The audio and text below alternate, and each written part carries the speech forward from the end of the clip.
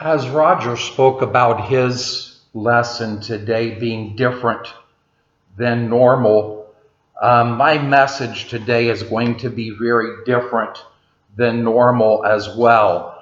I'm going to read from John 8:39, and kind of a strange reason why I'm using that as a text I'll tell you as we go into this.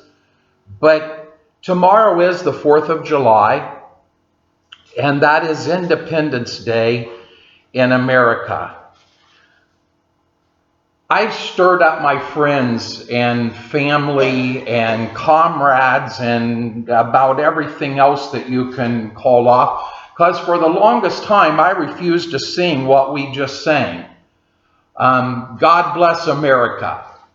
Because to me, I thought, how in the world can we ask God to bless the mess that we have made? How can we ask God to put his blessing upon the fact that over 1 million babies a year are slaughtered, and they're dancing in the street and holding up their signs, promoting their debauchery and their sin and everything that they can come up with?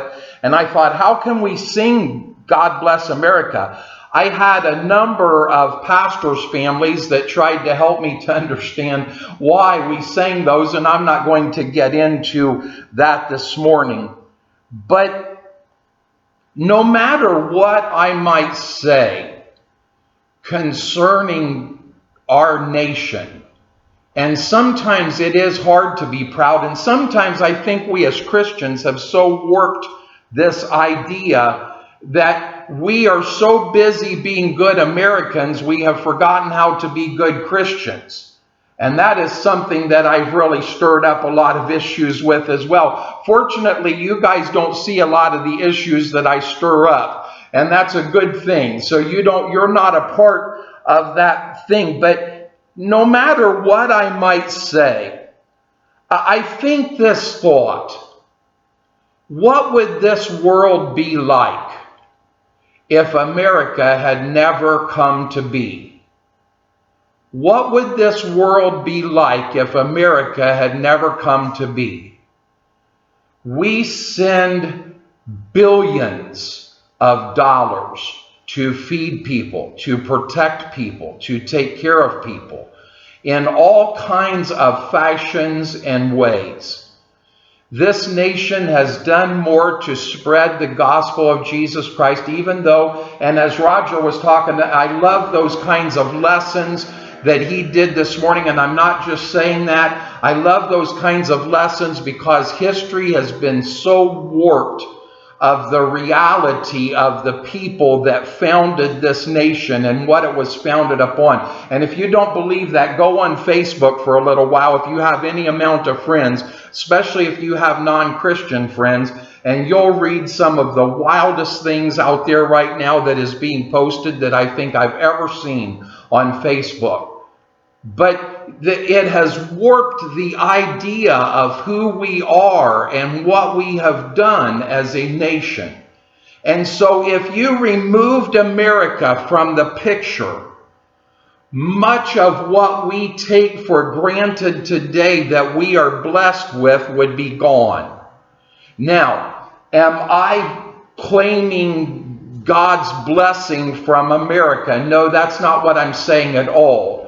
All glory and honor and credit goes to God. It doesn't go to our former presidents, as much again as Facebook would like to make it. But the reality is God has used this nation tremendously.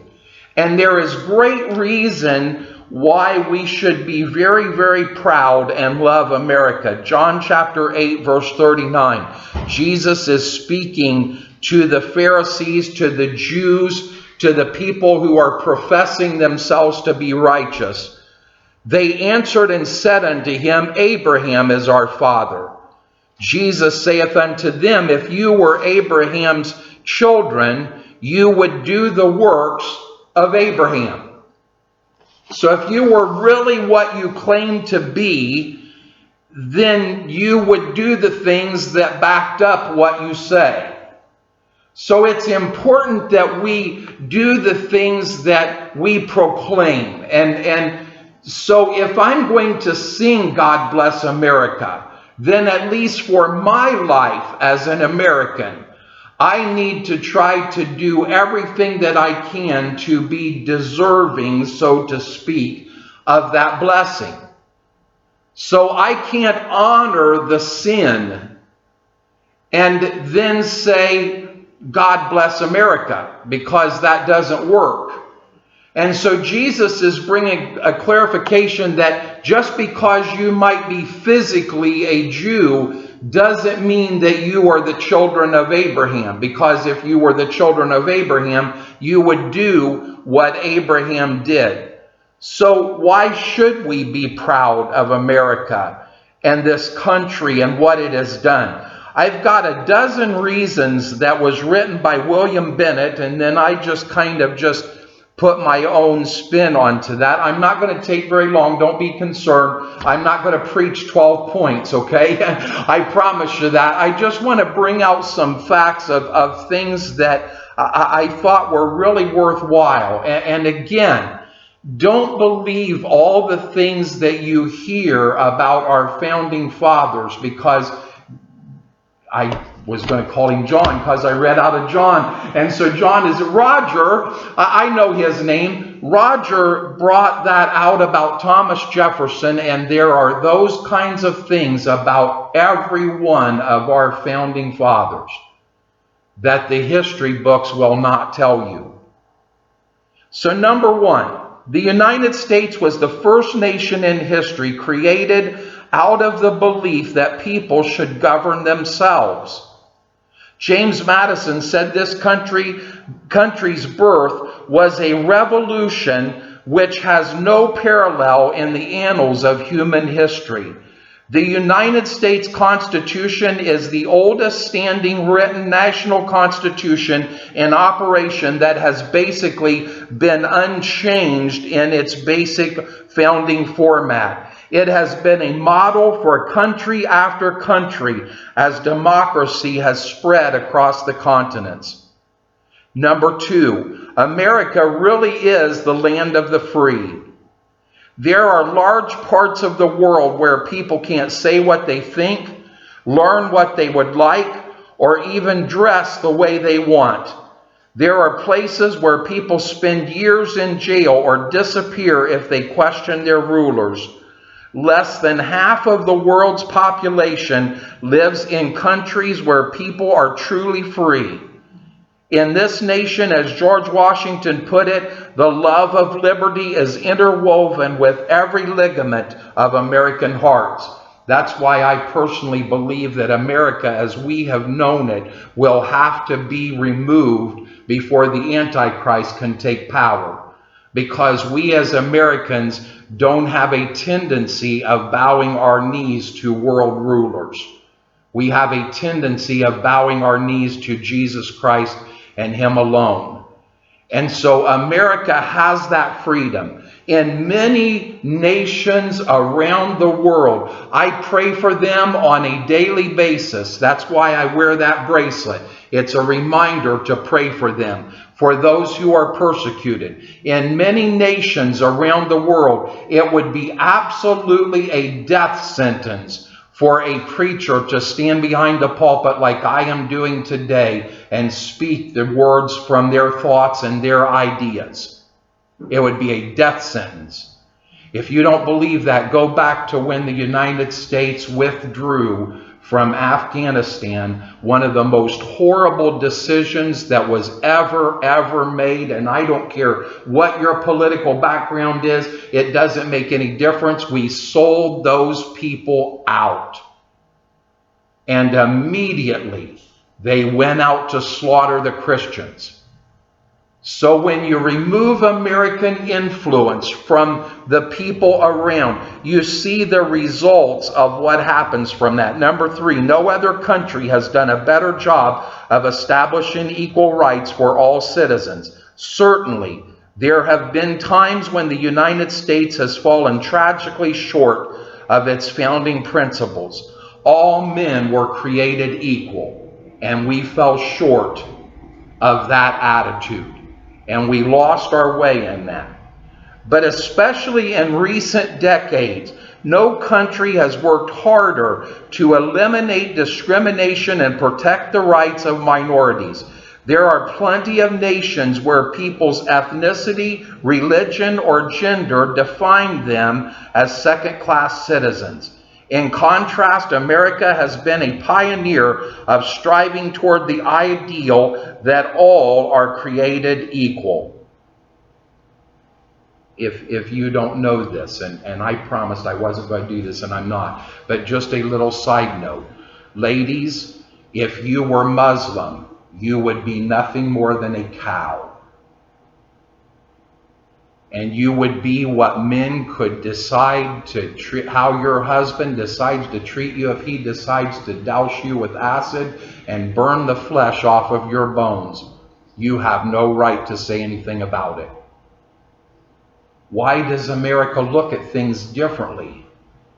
Because we were based upon Christian principles that tells us that that is not right. I'll get in trouble if anybody ever listens to that, but there we go.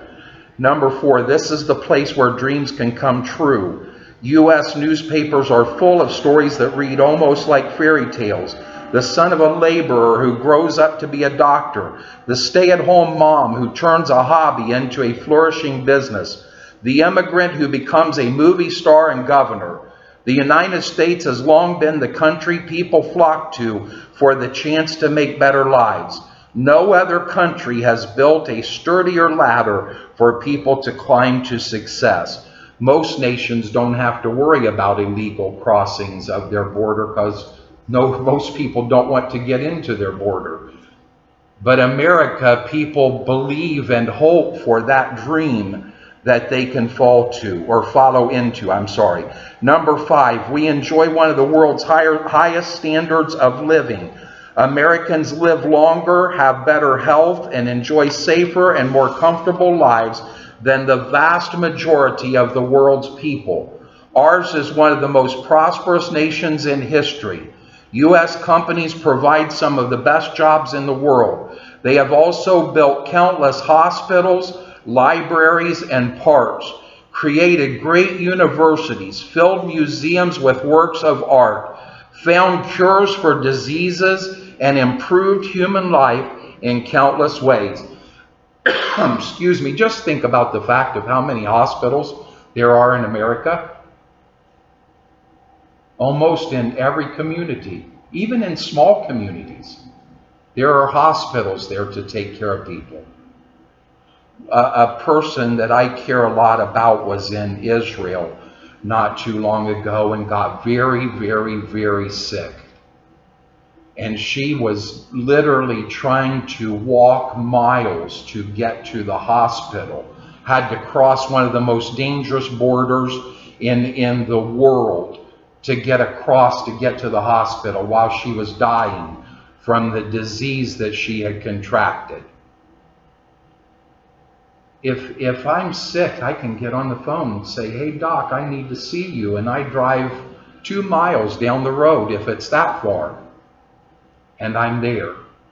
We take for granted sometimes how much we are really blessed. Okay, number 6, I'm moving on. No other country has welcomed and united so many people from so many different shores.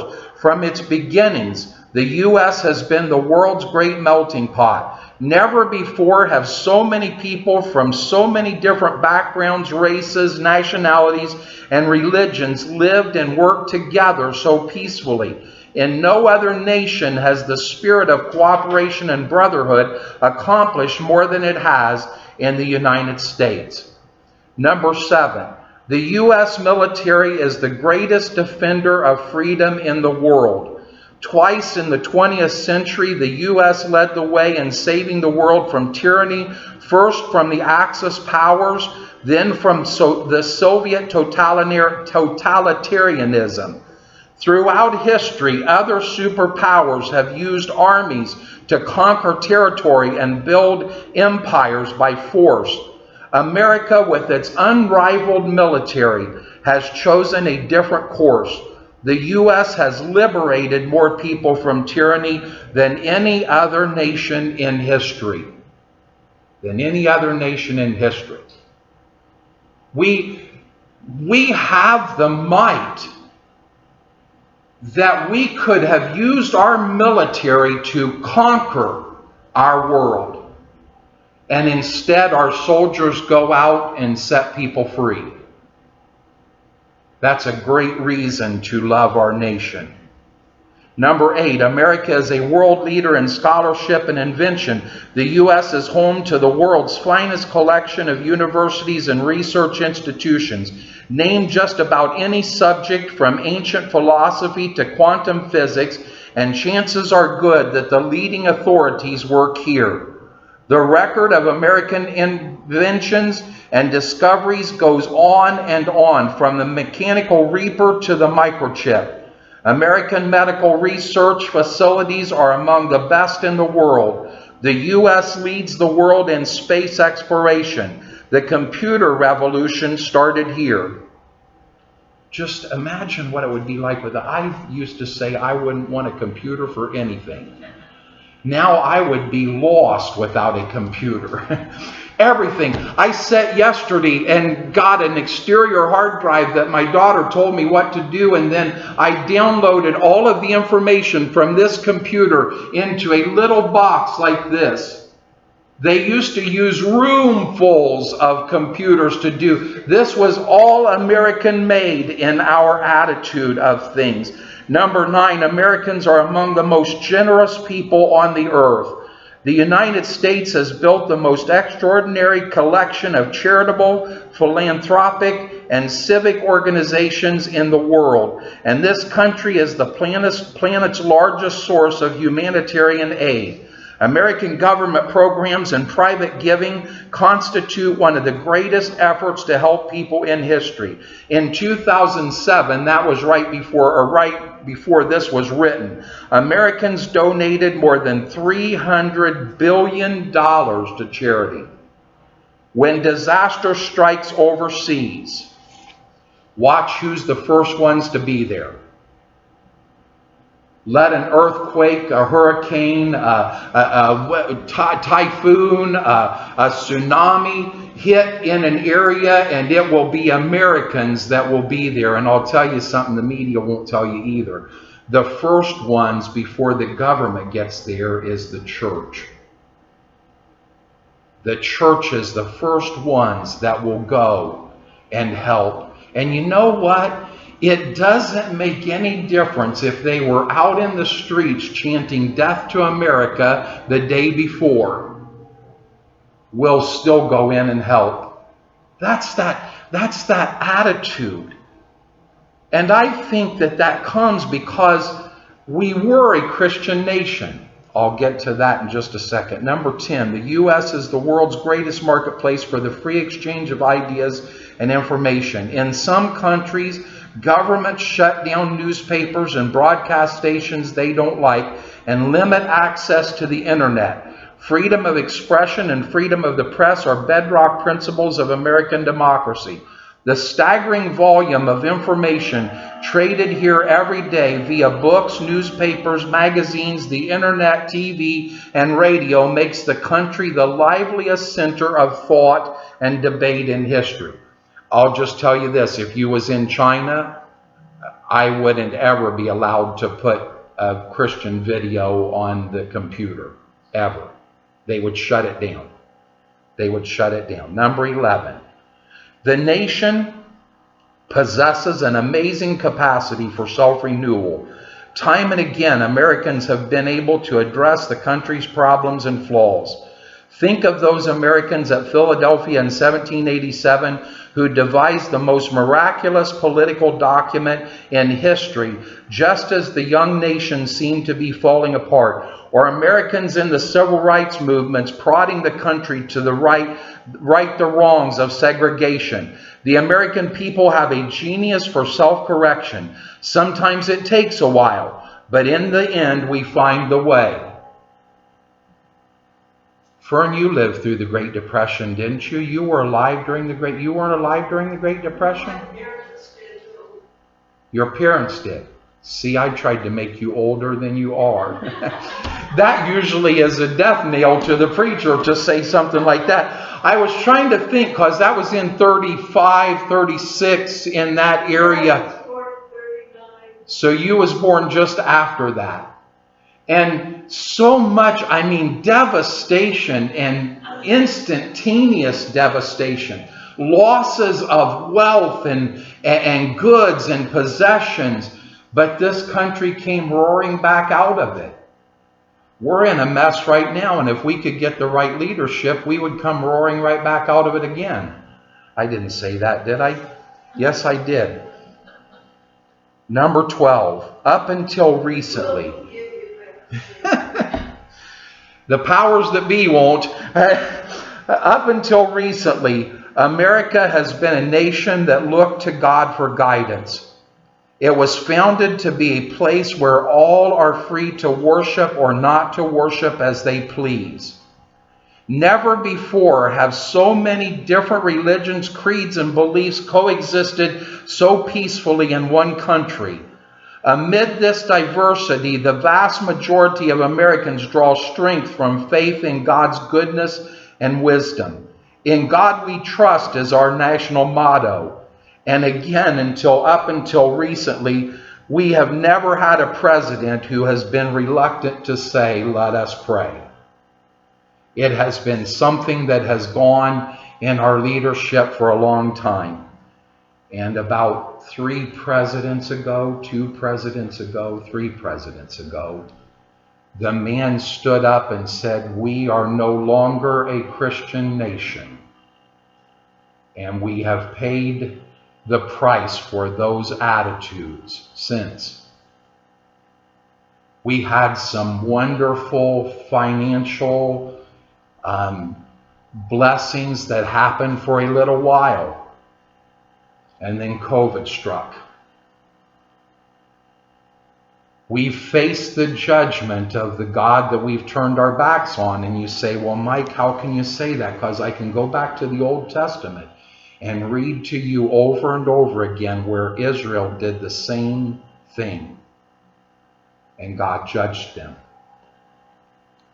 I think we're in judgment right now. I really do.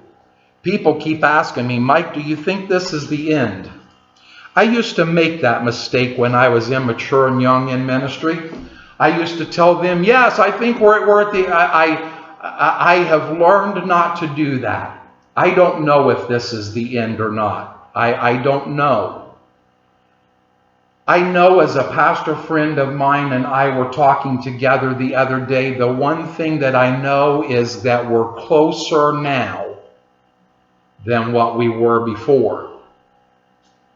I don't know if this is going to be the time when God says enough is enough and shuts it off. I don't know. I hope that we all here today are ready if that is to take place. I will tell you this. If America ceases to be America, the world is going to be in a big mess really, really quickly. And so there's things about America that I'm just not proud of. And I think we as Christians have really, really allowed this to really, really happen, where we've become better Americans than we become Christians. People that wouldn't even think and unfortunately there's some people that do that, and I'm not going to preach about them because I'll get mad and go on for a long time. But people wouldn't even think of staying in their seat and leaving on their hat as America's flag passes by. You respect that and you honor that.